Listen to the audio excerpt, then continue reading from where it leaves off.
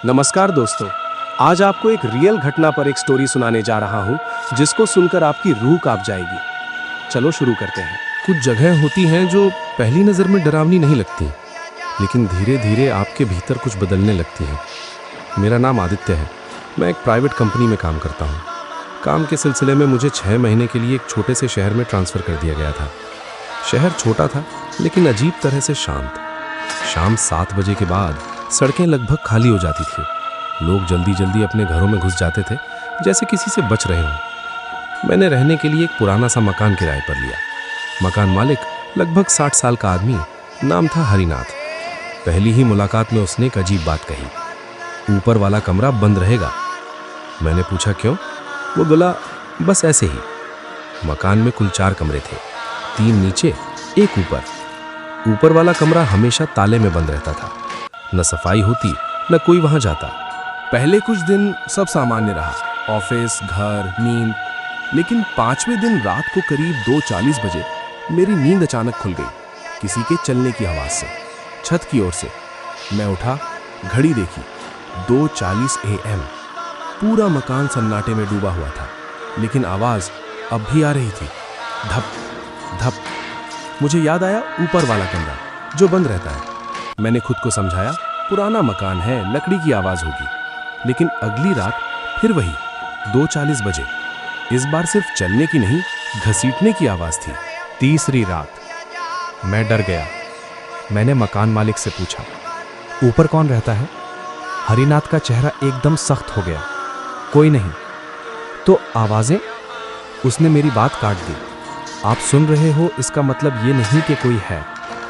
उस रात मैं सो नहीं पाया। चौथी रात कुछ और हुआ। 2:40 पर मुझे किसी ने मेरा नाम लेकर पुकारा, आदित्य। आवाज बहुत धीमी थी, लेकिन सीधे मेरे कान में। मैं बिस्तर से उठ बैठा। मेरे कमरे का दरवाजा खुला हुआ था, जबकि मैंने बंद किया था। मैंने हिम्मत करके सीढ़ियों की ओर देखा। ऊपर वाले कमरे के ताले के नीचे से हल्की सी रोशनी आ रही थी। मेरे शरीर में सिहरन दौड़ गई। वो कमरा तो बंद रहता है। मैं सीढ़ियां चढ़ा। हर कदम पर दिल जोर जोर से धड़क रहा था। ताले के पास पहुंचकर मैंने देखा, ताला खुला हुआ था। अंदर से किसी के रोने की आवाज आ रही थी, धीमी, दबी हुई। मैंने दरवाजा धक्का दिया। कमरा पूरी तरह खाली था, न फर्नीचर, न बिस्तर। सिर्फ दीवार के बीचों बीच एक बड़ा सा आईना लगा था, और उस आईने में मैं खुद नहीं था।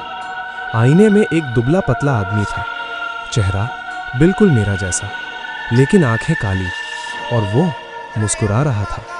अचानक उसने आईने के अंदर से बोलना शुरू किया, तू आ गया। मेरे पैर जम गए। मैंने बहुत इंतजार किया।